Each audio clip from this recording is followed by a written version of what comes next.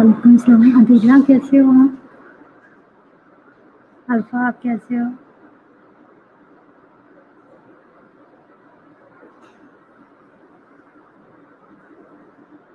आप लोगों ने अभी तक किसी ने ज्वाइन नहीं किया, 15 मिनट्स गुजर चुके हैं।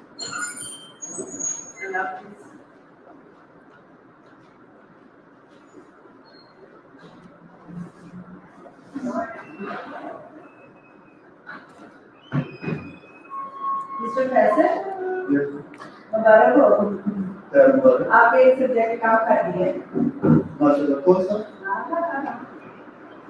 ये देखिए अब प्रोवाइडर वीडियो दिया रही है ये मैं करना चला लिए सारे काम कर रहा हूं कल्चरल हेल्थ ओके हो गया और क्या एक पक्की video thank you so much सही है ना थैंक यू यस मैम अक्सर मैं ठीक हूँ, आप कैसे हो? और क्लास मैंने आप लोगों से कहा था कि जो भी जिस टॉपिक का आप लोगों ने टेस्ट देना है मुझे वो एक स्केड्यूल एटलीस्ट सेंड कर दो। आज के दिन आप लोगों ने टेस्ट देना था बट आप लोगों ने वेस्ट कर दिया डे। तो अभी मैं आप लोगों को भी पढ़ा रही हूँ। तो अभी जो कल और परसों 2 दिन है आप लोगों के, दोनों दिन मैंने आप लोगों से टेस्ट लेना है। 2 डेज़ के लिए मुझे टेस्ट बता दो जो भी आप देना चाहते हो। आप लोगों ने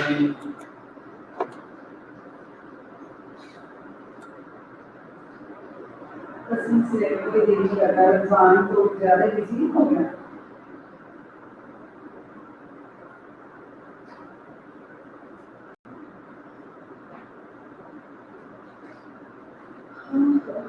मैडम क्या करेंगे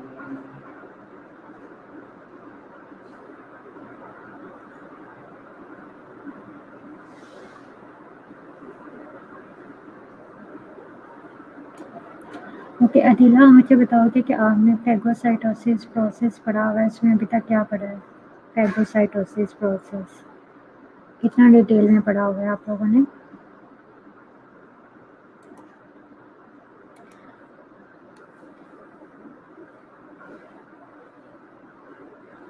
अदिला, क्या क्या था टेस्ट? टॉपिक क्या है?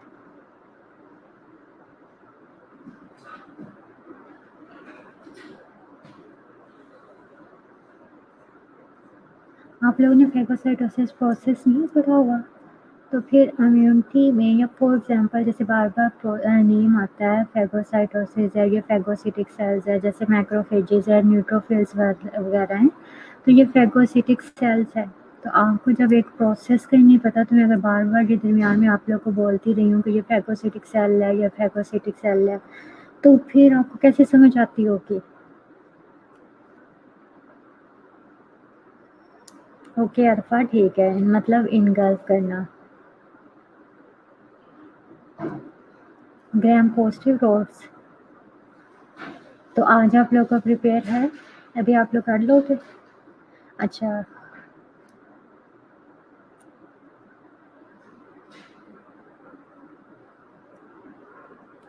टेस्ट बना हुआ है।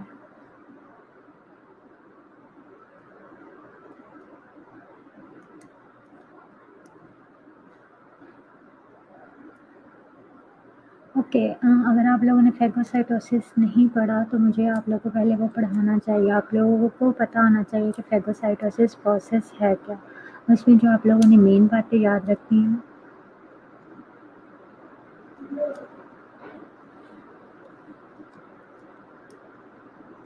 ओके, मैं आप लोगों को जो अभी 20 मिनट्स हैं उसमें एटलीस्ट आपका कुछ फ़ायदा हो जाए। अभी जो आप लोगों के पास अब टाइम है उसमें न्यू टॉपिक्स पढ़ना, जैसे कहते हैं ना कि वो एक तरह से बहुत मुश्किल है आप लोगों के लिए। आपको जो आप लोग पढ़ चुके हो उनकी रिवीजन की टाइम है, रिवीजन का टाइम है।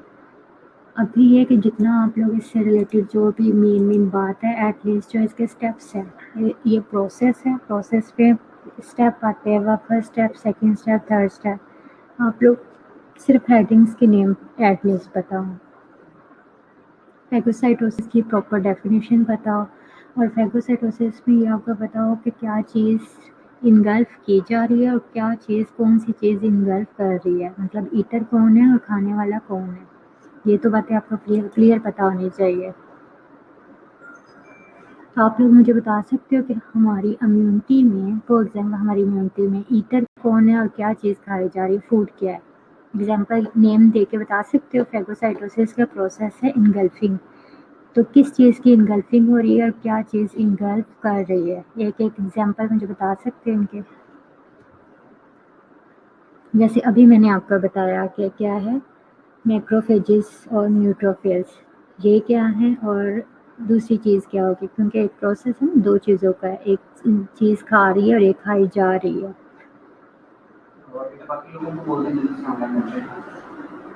जल्दी से बताएं क्लास।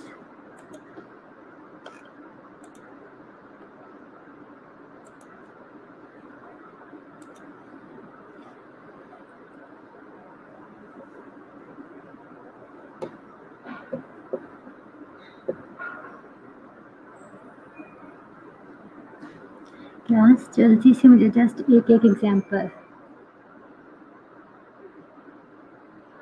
ओके एक्स्ट्रा कवर, देखो आपके पास इतना भी कॉन्सेप्ट है तो ये भी इनफ है, बट देखो हम वाइट ब्लड सेल्स ऐसे कंप्लीट नहीं कह सकते। सारे वाइट ब्लड सेल्स जो होते हैं वो फैगोसिटिक सेल्स नहीं है, वो इनगल्फ नहीं कर सकते बैक्टीरिया को या किसी भी पैथोजन को। उसमें टिपिकल जो सेल्स हैं, जैसे कि अभी अदीला ने कहा न्यूट्रोफिल्स हैं, मैक्रोफेजेस वगैरह हैं, ये फैगोसिटिक सेल्स हैं। वाइट ब्लड सेल्स की बेशक टाइप्स हैं, बट हमने तो उसकी टिपिकल टाइप बताना है ना। अब देखो न्यूट्रोफिल और इसके साथ ही होता है बेसोफिल। अब बेसोफिल जो है वो नहीं है, वो फैगोसिटिक सेल नहीं है। उसका रोल इनफैक्ट डिफरेंट है, एलर्जिक रिएक्शंस में उसका रोल होता है। तो हमें जो है एक तो जस्ट आपकी नीलम, आपको आवाज़ नहीं सुनाई दे रही? क्लास सबको आवाज़ सुनाई दे रही है?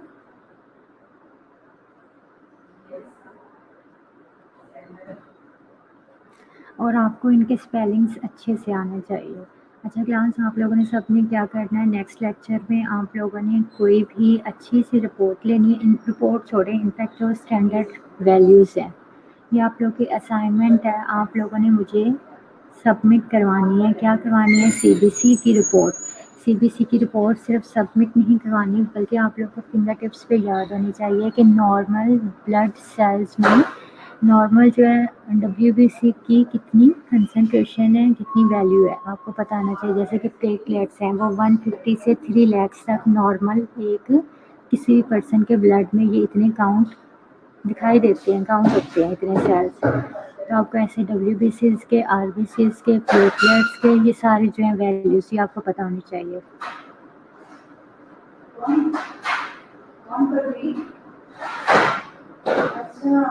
देखो अब अनीमिया है, अनीमिया में है तो फॉर एग्जांपल अब जो मुझे बेसिकली जो चाहिए थी वो डब्ल्यूबीसी है, क्योंकि हमारा जो इंट्रैक्शन है माइक्रोबायोलॉजी का वो किसके साथ है, डब्ल्यूबीसी के साथ ही होता है।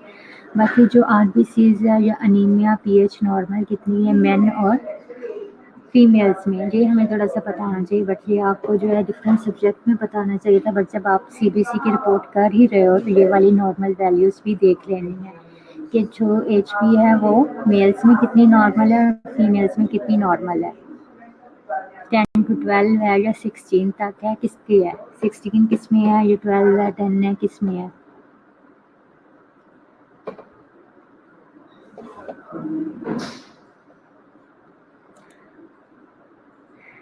ओके नीलम, डेफिनेशन को आपने अच्छे से सुनना है और इसमें दो बातें हैं कि क्या चीज़ ईटर है और क्या फूड है। Okay, process by which certain living cells called phagocytes. Phagocytes क्या हैं? ये लिविंग सेल्स भी हो सकते हैं, इंजेस्ट और इनगल्फ अदर सेल्स। अच्छा, ये थी बात लिविंग सेल्स की, जिन्होंने किसी दूसरे सेल को इंजेस्ट किया है या फिर इनगल्फ किया है, उन्हें कहते हैं वो फैगोसाइट्स हैं। फैगोसाइट्स में सेल्स हैं, कौन से हैं फैगो में? जो कि इनगल्फ करने वाले सेल्स हैं। और इसके अलावा किसको इनगल्फ किया है? अदर सेल्स को भी इनगल्फ कर सकते हैं, फॉरेन पार्टिकल्स को भी इनगल्फ कर सकते हैं। तो इस प्रोसेस को कहते हैं phagocytosis. Phagocytosis is a process in which phagocytes ingest or engulf other cells or foreign particles. Okay अब आपको फैगोसाइट्स तो पता चल गया जो चीज़ खा रही है। अब वो फैगोसाइट्स कौन कौन से हो सकते हैं? देखो, वो एक लिविंग ऑर्गेनिज्म भी हो सकता है या फिर लिविंग सेल भी हो सकता है।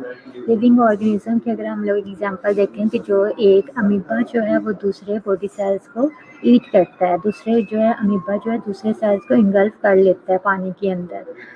ये थी एक लिविंग ऑर्गेनिज्म की बात, बट हमारे बॉडी में अगर सेल्स की बात करें वो भी तो लिविंग सेल्स हैं, वाइट ब्लड सेल्स हैं। वाइट ब्लड सेल्स में स्पेशली कौन से हैं? मैक्रोफेजेस और न्यूट्रोफिल्स। ये जो है दूसरी चीज़ों को ईट करते हैं। दूसरी चीज़ें क्या हैं? कोई भी फॉरेन पार्टिकल है, बैक्टीरिया है, वायरस है, कोई भी है, फंगस है, जो भी है जो कि फॉरेन मटेरियल है, फॉरेन पार्टिकल है, उसको जो है वो इनगल्फ करने की ट्राई करते हैं और हमें प्रिवेंट करते हैं कि हम जो है वो इस जो फॉरेन पार्टिकल हमारे बॉडी में आया है वो इन्फेक्शन कॉज नहीं कर सके।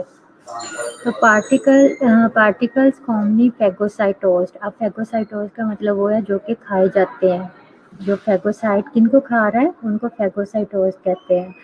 Bye white blood cells include कौन कौन से हैं? बैक्टीरिया है, डेड टिश्यू सेल्स है, प्रोटोजोआ है, वायरल वेरियस डस्ट पार्टिकल्स है, पिगमेंट्स हैं, अदर माइन्यूट फॉरेन बॉडीज़ है। तो ये सारी चीज़ें जो हैं वो फेगोसाइटोज्ड हो रही हैं, मतलब खाई जा रही हैं, एक तरह से फूड का रोल प्ले करती हैं। किन के लिए?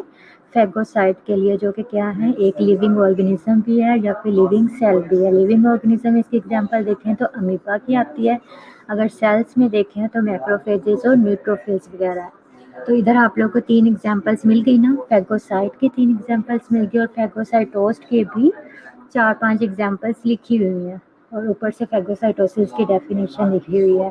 तो ये स्लाइड्स जो है आप लोग अच्छी तरह से याद कर लोगे तो एटलीस्ट फेगोसाइटोसिस कोई भी पूछता है तो आपको इसके बारे में देखो, कोई डिटेल में प्रोसेस पूछे या ना पूछे डेफिनेशन ज़रूर पूछता है। ओके, अरफा ने पूछा कि फेगोसाइट्स जो होते हैं वो ऐसे इम्यूनिटी रोल प्ले करते हैं।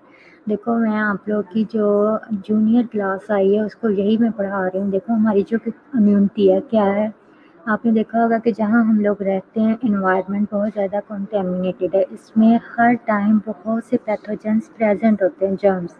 हम क्या फ्री ऑफ जर्म्स इन्वायरमेंट में रहते हैं? नहीं, क्योंकि हर जगह पे जाहिर है क्या है, ये पैथोजेंस प्रेजेंट है। हम वहीं सांस ले रहे हैं, बहुत सी माइक्रो ऑर्गेनिजम्स जो कि पैथोजन होते हैं वो हमारी बॉडी में थ्रू इनहेलेशन, मतलब सांस के थ्रू जो होते हैं वो हम लोग इनहेल कर लेते हैं। हम क्या करते हैं कि कॉन्टेमिनेटेड फूड खा लेते हैं, पानी जो है वो कॉन्टेमिनेटेड है वो ड्रिंक करते हैं, बट क्या होता है 100 में से 1 या 2 बार मैक्सिमम क्या होता है, हमारा पेट खराब होता है। वो किस लिए? देखो हमने जब एक आलूदा खुराक खाई है, फूड खाई है, तो हमें एंटीबायोटिक्स की क्यों नहीं ज़रूरत पड़ी? क्योंकि बेसिकली जो एंटीबायोटिक्स काम करती हैं बैक्टीरिया को किल करने का, सेम एज हमारी बॉडी के अंदर एक इम्यून सिस्टम है प्रॉपर, वो क्या करता है, इन बैक्टीरिया को या इन पैथोजन को ट्रैप कर लेता है। ट्रैप करने के बाद क्या करता है, उनको इनगल्फ कर देता है, कि मतलब उनको डाइजेस्ट कर देता है, किल कर देता है। तो जो इन इम्यूनिटी सेल से बच जाते हैं पैथोजन, उनके लिए हमें क्या होता है, एंटीबायोटिक लेने की ज़रूरत पड़ती है। अदरवाइज़ हमारा इम्यूनिटी लेवल ही इतना स्ट्रॉन्ग होता है कि वो इन पैथोजन को साथ साथ क्या है, इनगल्फ करता रहता है, किल करता रहता है। क्लियर हुआ?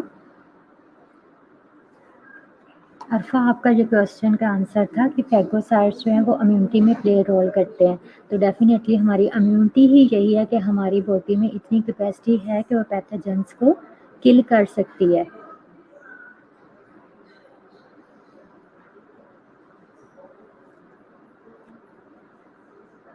ओके, फिर अगर आपको ये वाला क्वेश्चन नहीं पता था कि फेगोसाइट्स का रोल ऐसे इम्यूनिटी में है या नहीं है, तो फिर आप लोग को जो इम्यूनिटी एक बेस है, इम्यूनिटी सेल्स कौन कौन से हैं, जैसे न्यूट्रोफिल्स, मैक्रोफेजेस वगैरह हैं। इसके अलावा लिम्फोसाइट्स हैं जिसमें WBC की टाइप्स आती हैं, T लिम्फोसाइट्स, B लिम्फोसाइट्स वगैरह। आप लोगों ने बेसिकली टाइम इतना वेस्ट किया हुआ है जो आप लोग को स्टार्ट में पढ़ना चाहिए था। मैंने आपको जब से आप लोग के क्लासेस लिए हैं मैंने आप लोग को पढ़ाया ही है। इनफैक्ट मैंने आपसे वो कोई भी टेस्ट नहीं लिया जो आप लोगों ने पहले से पढ़ा हुआ था।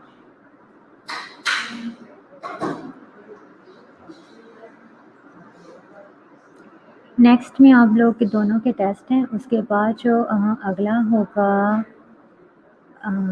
अगला ट्यूसडे, उस दिन मैं आप लोग को पढ़ाऊँगी। ओके, और उसमें मैं आप लोग को इम्यूनिटी के बारे में पढ़ाऊँगी कि थोड़ा सा आप लोग को इम्यूनिटी का भी पता होना चाहिए। बाकी अब आप इन स्लाइड्स में से जो भी याद रख सकते हो वो आप लोग की अपने पे डिपेंड करेगा कितना याद रख सकते हो। प्रोसेस है फेगोसाइटोसिस का। देखो अब क्या है कि इस न्यूट्रोफिल्स जो मैक्रोफेजेस ने बैक्टीरिया को किस तरह से इनगल्फ करना है, ये अगर आप लोग पिक्चर देखो तो इसमें वो स्टेप्स हैं। जब आप लोग को एक अरेंजमेंट में दिखाई दे रहे हैं 7 स्टेप्स हैं, वो क्या है बैक्टीरिया को इनगल्फ करने का एक सीक्वेंस है कि सबसे पहले बैक्टीरिया क्या आएगा, कैसे होगा, और उसके बाद कैसे वो डाइजेस्ट होगा। सेम एज जैसे हमारी फूड की डाइजेशन होती है ऐसे ही इन फेगोसिटिक सेल्स में क्या होता है बैक्टीरिया डाइजेस्ट हो जाता है। डाइजेस्ट होने के बाद वैसे ही एक्सक्रीट हो जाता है। तो ये प्रोसेस है, इसके स्टेप्स लिखे हुए हैं। अब इसको पिक्चर से अगर मैं आप लोगों को दिखाऊं तो बाद में दिखाऊंगे, पहले हम लोग ये हेडिंग से पढ़ लेते हैं। कीमोटैक्सिस, देखो कीमोटैक्सिस का आप लोग को डेफिनेशन पता होना चाहिए कि प्रोसेस है क्या, कीमोटैक्सिस होता क्या है। मोस्टली जो है एमसीक्यूज में भी कीमोटैक्सिस के बारे में पूछा होता है कि कीमोटैक्सिस है क्या। इसमें अगर आप लोग फेगोसिटिक सेल्स को छोड़ के वैसे ही इसकी डेफिनेशन करो तो क्या है, phagocytic cells move to certain area in the body where the foreign particles is found। कि अब जो phagocytic cells हैं उन्होंने सबसे पहले कहाँ मूव करना है, जहाँ पर वो foreign particle प्रेजेंट होगा, चाहे वो phagocytic cells जैसे कि फॉर एग्जांपल टिश्यूज़ के अंदर प्रेजेंट है वहाँ मूव करेंगे, या जिस एरिया में प्रेजेंट है इन्होंने उस तरफ पहले क्या है, पहले तो यही बात होगी ना कि दोनों फूड और ईटर दोनों एक जगह पर इकट्ठे हों, तब भी जो है ईटर फूड को खा सकता है। तो इन दोनों का जो आपस में जब एक एरिया की तरफ इकट्ठा होना, ये कीमोटैक्सिस है कि हमारे जो फेगोसिटिक सेल्स हैं, इम्यूनिटी सेल्स हैं, सबसे पहले क्या करते हैं, ये उस एरिया की तरफ मूव करते हैं जहाँ पर फॉरेन पार्टिकल हमारी बॉडी के अंदर आता है। फॉर एग्जांपल जहाँ पर स्किन कट हुआ है, इंजरी हुई है। सुमैया को स्लाइड शो नहीं हो रही, बाकी सब कुछ हो रही है। क्लास स्लाइड शो हो रही है, बाकी सबको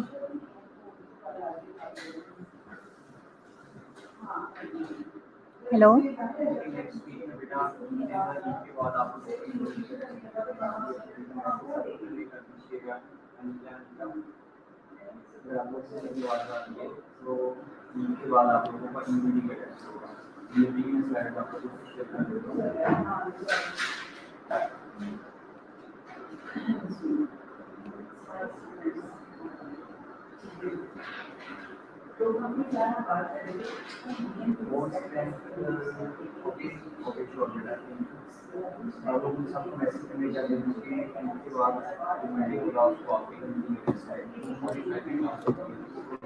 ओके, कीमोटैक्सिस अब आप लोग को पता चल गया कि मूवमेंट है टुवर्ड्स अट्रैक्टेंट। अगर आप लोग इसको देखें तो इस टाइम अट्रैक्ट क्या चीज़ कर रही है, फॉरेन पार्टिकल है, वो अट्रैक्टेंट है। तो हम कह सकते हैं मूवमेंट्स टुवर्ड्स अट्रैक्टेंट। तो अब माइग्रेशन ही बेसिकली हो रही है फेगोसिटिक सेल्स की, कहाँ की तरफ, अट्रैक्टेंट, जो कि क्या है बैक्टीरिया हो सकता है, वायरस हो सकता है, कोई भी पैथोजन हो सकता है जो कि हमारी बॉडी के अंदर इन्वेड हुआ है, चाहे वो ब्लड के अंदर आया या स्किन रप्चर हुई है, कट लगा है, टिश्यू कट हुआ है, तो कहाँ पर जहाँ पर भी बैक्टीरिया या वायरस हमारी बॉडी के अंदर दाखिल हुआ है, सबसे पहले जो है ये फेगोसिटिक सेल्स उसकी तरफ दौड़ते हैं कि उसकी तरफ पहुँच सके। अब देखो दोनों आपस में, अब दोनों एक जगह पे प्रेजेंट है, उसके बाद स्टेप क्या आएगा, अडहेरेंस होगा। अडहेरेंस में बेसिकली क्या है, foreign particle binds to cell surface receptors on the macrophages. तो इन दोनों के आपस में अटैचमेंट होगी। अटैचमेंट होता है फर्स्ट स्टेप होता है, जैसे बैक्टीरिया को डिजीज कॉज करने के लिए सबसे पहले अटैचमेंट मतलब कि साइट चाहिए होती है, इसी तरह क्या है, जब तक वो दोनों आपस में अटैच नहीं होंगे तो बैक्टीरिया, अब वो हमारे जो फेगोसिटिक सेल्स हैं बैक्टीरिया को कैसे इनगल्फ करेंगे। अडहेरेंस अटैचमेंट होने के बाद क्या करेगा, यही मैक्रोफेज इस बैक्टीरिया जो इसकी सेल सरफेस के साथ अटैच है, आउटर बाउंड्रीज के साथ अटैच है, उसको क्या करेगा, आहिस्ता आहिस्ता इन्वेजिनेशन मतलब सेल मेम्ब्रेन को इन्वेजिनेट करते हुए उसे अंदर की तरफ मूव कर लेगा, जिसे कहते हैं इंजेक्शन करना। जैसे हम लोग आहिस्ता आहिस्ता करके क्या करते हैं, रोटी आगे मुँह में ले जाते हैं, सेम ऐसे इस पिक्चर में देखो तो ये देखो फर्स्ट स्टेप में क्या दिखाई दे रहा है, येलो कलर वाली पिक्चर देखें, इसमें फर्स्ट में क्या था, सेकंड वाले पॉइंट पे देखें जिसमें क्या है, सेल मेम्ब्रेन है। सेल मेम्ब्रेन की इन्वेजिनेशन जो आप लोगों को मैंने बताया था कि इन्वेजिनेशन होती है, मतलब सेल मेम्ब्रेन थोड़ी सी अंदर की तरफ टर्न होगी, उससे क्या होगा, और बैक्टीरिया जो इसकी सरफेस पे प्रेजेंट है वो अंदर की तरफ आ जाएगा। ये है अडहेरेंस हो गई है। एडहेरेंस के बाद इनगल्फमेंट है कि बैक्टीरिया इनगल्फ हो चुका है, उसके जो है फैगोसिटिक सेल के अंदर आ चुका है। अब सेल के अंदर आया, ये तो नहीं अब अंदर भागा फिरेगा। इन फैगोसिटिक सेल्स ने किसी ना किसी तरह उसको डाइजेस्ट करना है, सेम है जैसे हमारी फूड डाइजेस्ट हो जाती है। तो अभी इसके लिए फूड ही है, वो एक तरह से बैक्टीरिया। तो डाइजेशन का प्रोसेस किस तरह से होगा,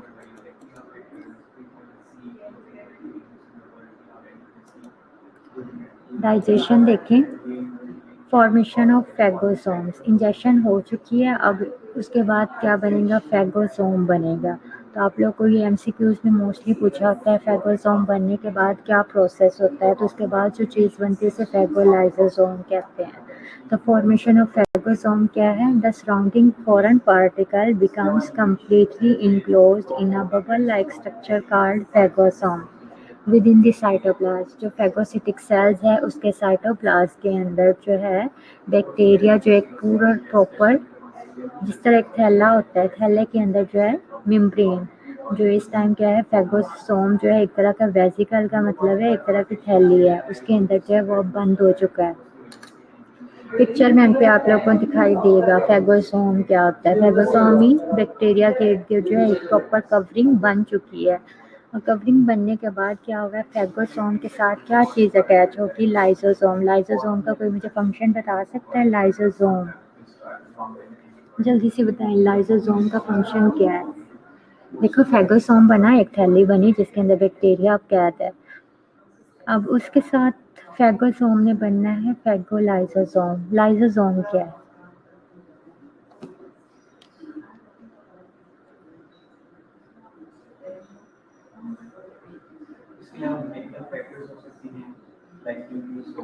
जल्दी से क्लास में लाइसोसोम की डेफिनेशन नहीं, जस्ट उसका फंक्शन बता दें क्या होगा। तो देखो आपको मैं बार बार कह रही हूँ बैक्टीरिया की डाइजेशन होनी है, तो इधर अगर लाइसोसोम एंजाइम की बात हो रही है तो इसका किसी न किसी तरह से लिंक डाइजेशन से होगा ना।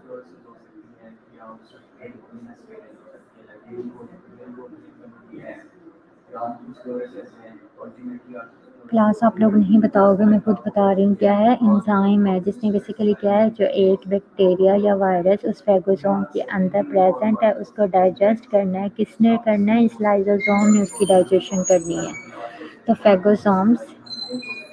फैगोसोम्स जो है वो किसके साथ, इस एंजाइम के साथ, लाइसोसोम एंजाइम के साथ जब बन जाएगा, उसके साथ मर्ज होगा, तो आप उसे हम कहेंगे ये फैगोसोम क्या है, फैगोलाइसोसोम है। तो फैगोलाइसोसोम मतलब एंजाइम जो है वो भी इस थैली के अंदर वेसिकल के साथ अटैच हो गया है, तो इसका मतलब है बैक्टीरिया एंजाइम एक ही जगह पर प्रेजेंट है, तो एंजाइम जो है उस बैक्टीरिया को डाइजेस्ट कर देगा। अगला प्रोसेस स्टेप क्या है, डाइजेशन है। फैगोलाइसोसोम्स जो है lower the pH to break down stuff inside of itself. तब वो कहेगा, अब उसने क्या किया है, फैगोलाइसोसोम ने बेसिकली इस एंजाइम ने पीएच जो है वो इतनी लो कर दी है उस फैगोलाइसोसोम के अंदर कि एसिडिक इन्वायरमेंट हो गया। और हमारे स्टमक का जो इन्वायरमेंट है वो एसिडिक होता है, जिसकी वजह से क्या होती है, हमारी डाइजेस्ट हो जाती है। जो भी जिस टाइप की हम सॉलिड फूड लें, जिस तरह की भी फूड लें, वो डाइजेस्ट हो जाती है। तो इधर भी लाइसोसोम ने वही प्रोसेस किया कि उसने पीएच जो है वो बहुत ज़्यादा लो कर दी है, किसके अंदर, उस फैगोलाइसोसोम के अंदर, उस वेसिकल के अंदर। तो जो बैक्टीरिया उसके अंदर प्रेजेंट था वो क्या हुआ है, डाइजेस्ट हो गया है। अब डाइजेस्ट हो गया है, अब अंदर वो उसका एक तरह से वेस्ट प्रेजेंट है बैक्टीरिया का, तो इसे कह रहे हैं फॉर्मेशन ऑफ रिजर्डल बॉडीज। अब ऐसी बॉडी जिसके अंदर ये वेस्ट मटेरियल है, बैक्टीरिया डाइजेस्ट हुआ हुआ है, तो वो जो वेस्ट मटेरियल जिस थैली के अंदर प्रेजेंट है उसे रिजर्डल बॉडीज कहते हैं। रिजर्डल बॉडीज के अंदर वेस्ट प्रेजेंट है, तो जिस तरह बैक्टीरिया इस फैगोसोम के अंदर एंटर हुआ था, सेम एज जो है फैगोसोम जो होता है उसे अपनी बॉडी से बाहर निकाल देता है। आप लोग 7 और सेकंड ये प्रोसेस स्टेप्स देखोगे, सेकंड में जो है बैक्टीरिया अंदर आ रहा है और 7 में बैक्टीरिया डाइजेस्ट होकर बाहर एक्सक्रीट हो गया है। तो इस तरह से बैक्टीरिया जो है वो बॉडी में आता है, हमारे फैगोसिटिक सेल्स उसकी तरफ मूव करते हैं। इस प्रोसेस को कीमोटैक्सिस कहते हैं। कीमोटैक्सिस के बाद क्या है, अडेरेंस होती है बैक्टीरिया की और इन फैगोसिटिक सेल्स की। अडेरेंस के बाद क्या होता है कि बैक्टीरिया को ये फैगोसिटिक सेल इनगल्फ कर लेता है आहिस्ता आहिस्ता अपनी मेम्ब्रेन को टर्न करते हुए। जैसे ही बैक्टीरिया इसकी बॉडी के अंदर फेगोसोम के अंदर जाता है तो इसे हम कहते हैं फेगोसोम बन गया। फेगोसोम के साथ जो है लाइसोसोम अटैच होता है, ये आपको ब्लू कलर में 4 स्टेप पे दिखाई दे रहा होगा।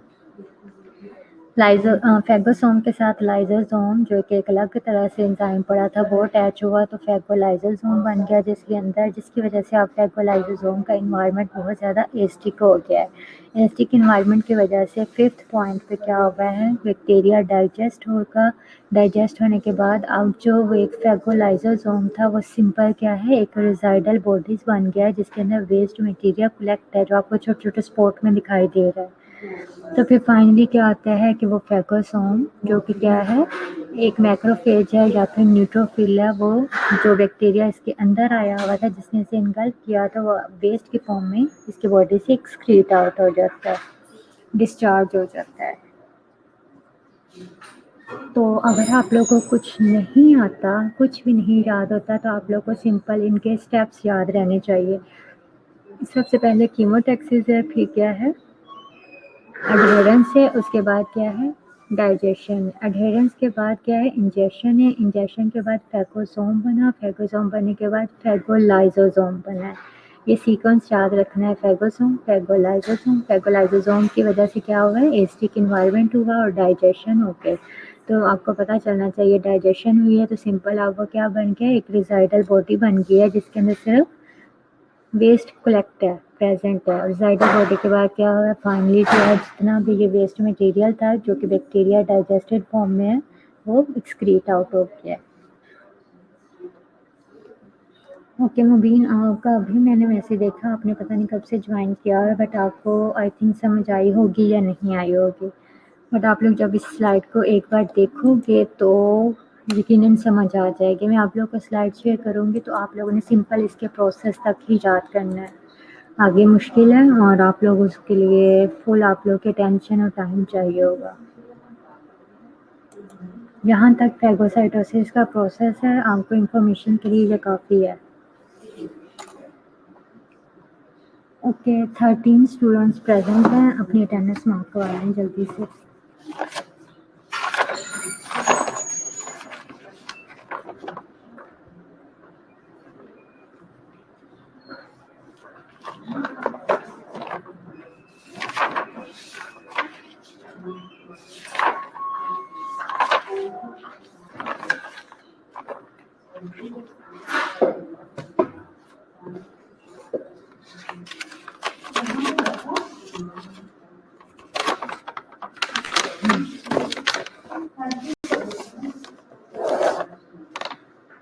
हाँ ये ले लें।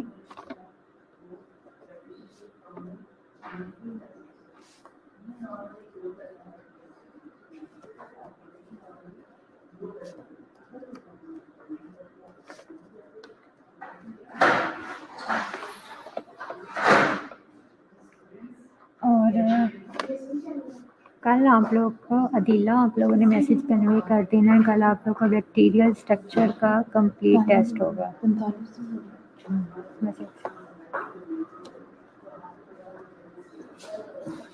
नहीं बैक्टीरियल स्ट्रक्चर के बजाय आप लोग कोई और टॉपिक रख लो, कल मैं आप लोग को बैक्टीरियल स्ट्रक्चर की स्लाइड्स दे दूँगी, उसके बाद आप लोग थर्सडे को जो है वो स्ट्रक्चर का टेस्ट दोगे। कल मुझे कोई और टॉपिक बता दो।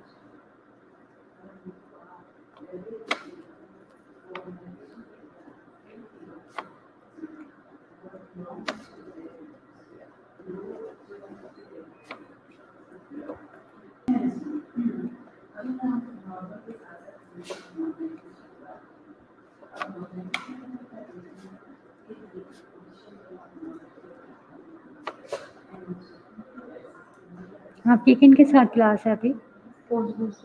पोस्ट बेसिक के साथ।